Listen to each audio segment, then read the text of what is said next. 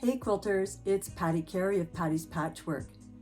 Thanks for joining me in the For the Brave Quilt-Along event celebrating the 10th anniversary of Northcott's iconic Stonehenge Stars and Stripes collection. Together we're going to make this stunning Quilts of Valor size quilt. Last month we made block 1.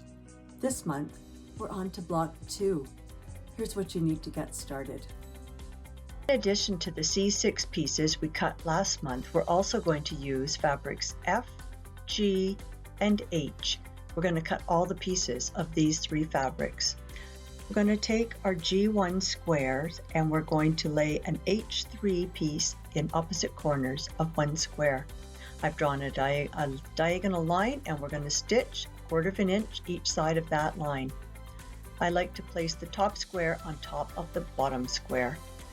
Now we stitch 1/4 inch down the other side of that drawn line. Then we cut apart along the line and we finger press our seams toward fabric H. We're going to take another H3 square and place it in the remaining corner of our G1. And we're going to stitch 1/4 inch each side of the line, chain piece both of these units. Our stitching line will be in the V created by the 2 fabric H patches. Now we stitch down the other side of the line, chain piecing both units. We cut upon the line and we press our seams toward fabric H.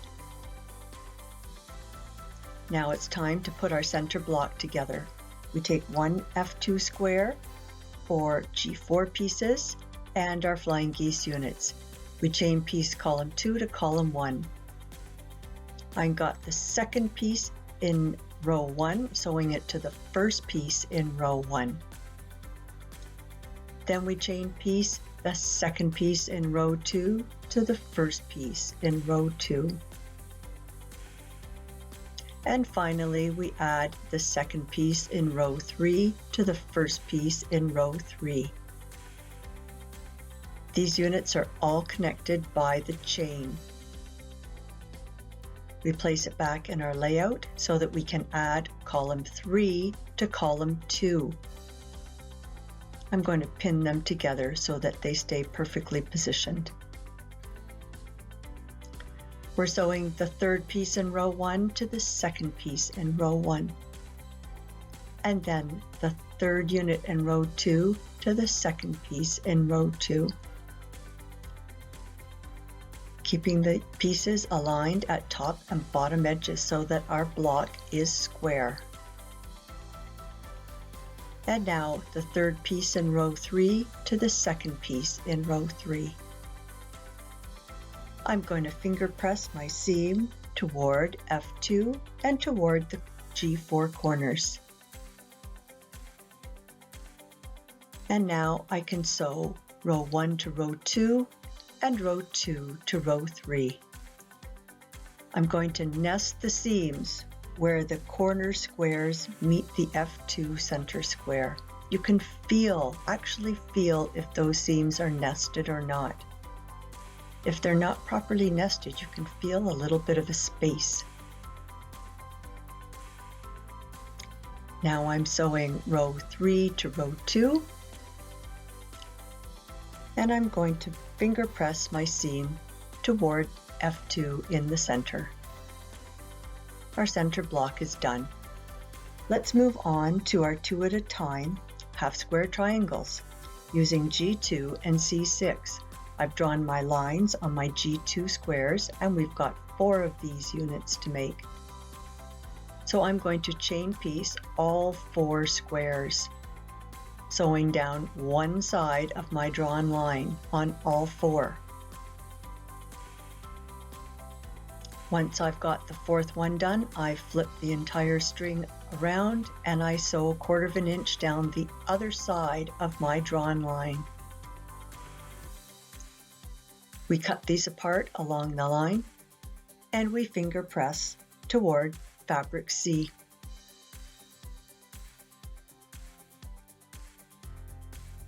Now we can make our corner units. These are done as a 4-patch 2x2. We sew the second piece in the first row to the first piece in the first row. Then we'll take the second piece in the second row and add it to the first piece in the first row. Those are the components for one corner unit. Let's repeat that 3 times. We'll chain piece these as whole corner units. It makes it so much easier to sew these together.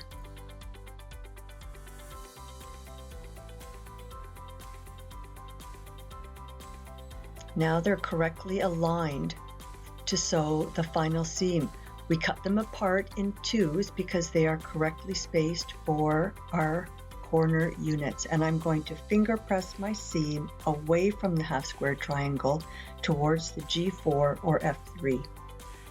Now we'll sew our seam connecting the top row to the bottom row of each corner unit, nesting the seam in the center. And there you have it. Next, we're going to make some more no-waste flying geese 4 at a time using the C6 and G1. Again, I'm going to lay the top square over top of the bottom one so that the seam doesn't flip back. When I get to the midpoint, we sew down one side of our line and then we stitch 1/4 of an inch down the other side of our line. We cut apart along the line and we'll finger press our seam toward fabric C. Then we place a C6 square in the remaining corners of our G1 units. Again, when I stitch 1/4 of an inch from the line, my stitching line will be in the V created by the 2 C patches. Chain piece both of these units, then flip it around and stitch 1/4 of an inch away from the other side of the line to complete the flying geese units. Cut apart along our drawn line and finger press our seam towards fabric C. Now we can add the F1 triangles to the bottom of these units. The F1 triangle will extend 3/8 of an inch beyond the top and bottom edge of the flying geese unit. I have 4 of these to do. I'm going to chain piece all 4.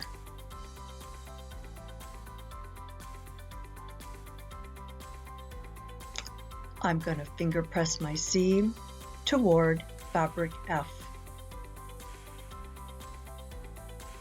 That's away from the bulk. Now I can add my G3 triangles to each side. I align the square corner of the triangle with the top of my flying geese unit. At the bottom, the 2 angled edges of the patches will cross on the 1/4 inch seam line. By doing so, I will not lose the point of my F1 pieces. Once I've got one side sewn on, I finger press my seam toward G3 and I'll add the other G3 triangle to the other side. Again, I align the top edges of the triangle with the flying geese unit and the patches will cross 1/4 of an inch from the right edge. Finger press my seam toward G3.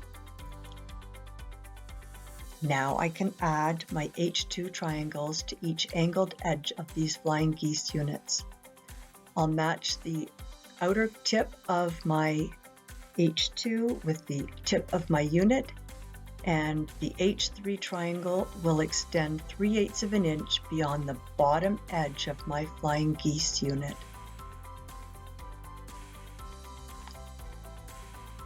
I've got 4 of these to do. So again, we chain piece.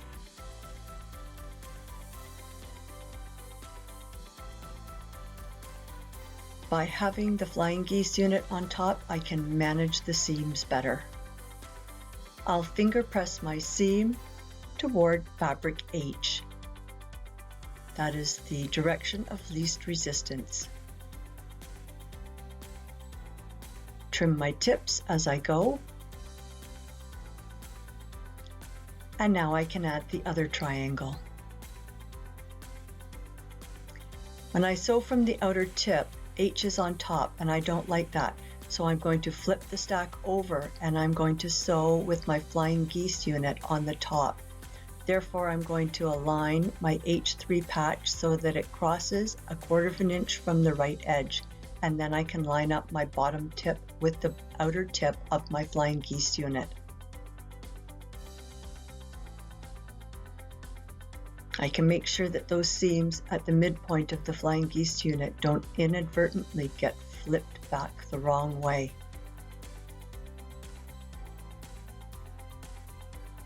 My last unit, and we are almost finished. Finger press the seam toward fabric H. Now we can assemble our block. We put our center block in the center, the 4 corner units in each corner, and the flying geese units along all 4 sides. I'm going to chain piece column 2 to column 1, sewing the second unit in row 1 to the first unit in row 1. Then adding the second unit in row 2 to the first unit in row 2. Make sure those seams don't get flipped back the wrong way. And I keep my patches, my units aligned at the top and bottom edges so that my block is as square as possible. It also helps prevent those tips from getting cut off in the seam allowances. Our first column is done. Now we can add column 3 to column 2. Chain piecing again. I'm going to pin the units in place so that they stay correctly oriented for sewing. We sew the third unit in row 1 to the second unit in row 1.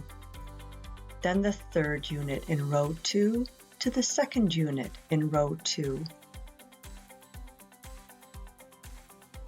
My seam got flipped around. Push it under before it gets sewn in place. Finally, we add the third unit in row 3 to the second unit in row 3. All of the components for our block are sewn together. I'm going to finger press my seams toward H2, and now I can sew the rows together. Row 1 to row 2, nesting the seams where the corner units meet our center block unit. Again, you can feel if those seams are nested or not. And there you have it. Our block is done. I'm going to finger press my seams toward fabric H. And here you have block 2. Be sure to head on over to Northcott's Instagram page to enter the month 2 giveaway for some awesome prizes. If you have not already done so, also head over to my website, pattispatchwork.com, to sign up for the For the Brave Quilt-Along newsletter. In it, I'll be sharing extra tips and tricks each month to help you get your blocks done. Thanks for stopping by, and we'll see you next month for block 3.